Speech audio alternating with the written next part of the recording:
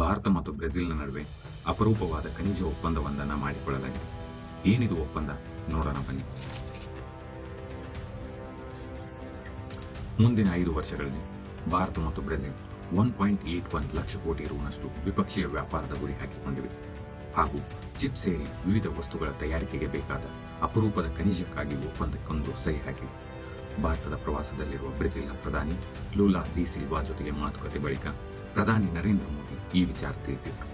ಮಾತುಕತೆ ವೇಳೆ ಭಾರತ ಹಾಗೂ ಬ್ರೆಜಿಲ್ ಭವಿಷ್ಯಕ್ಕಾಗಿ ಡಿಜಿಟಲ್ ಸಹಭಾಗಿತ್ವ, ಅಪರೂಪದ ಭೂಮಿ ಮತ್ತು ನಿರ್ಣಾಯಕ ಖನಿಜಗಳಲ್ಲಿ ಸಹಕಾರ ಹಾಗೂ ಗಣಿಗಾರಿಕೆ ಮತ್ತು ಉಕ್ಕು ಪೂರೈಕೆ ಸರಪಳಿಯಲ್ಲಿ ಸಹಕಾರಕ್ಕಾಗಿ ಒಪ್ಪಂದಕ್ಕೆ ಸಹಿ ಹಾಕಿದರು.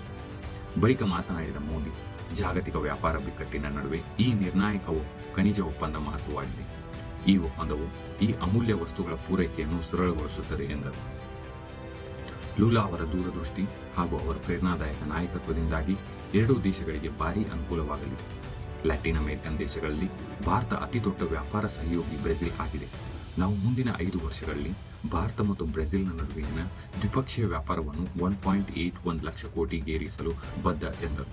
ಭಾರತ ಮತ್ತು ಬ್ರೆಜಿಲ್ ಜೊತೆಯಾಗಿ ಕೆಲಸ ಮಾಡಿದಾಗ ಅಭಿವೃದ್ಧಿಶೀಲ ದೇಶಗಳ ಧ್ವನಿ ಗಟ್ಟಿಯಾಗುತ್ತದೆ. ಎರಡೂ ದೇಶಗಳು ಉಗ್ರವಾದವನ್ನು ಮಾನವತ್ವದ ಶತ್ರು ಎಂದು ಒಪ್ಪಿಕೊಂಡಿವೆ ಎಂದು ಇದೇ ವೇಳೆ ಮೋದಿ ನುಡಿದರು.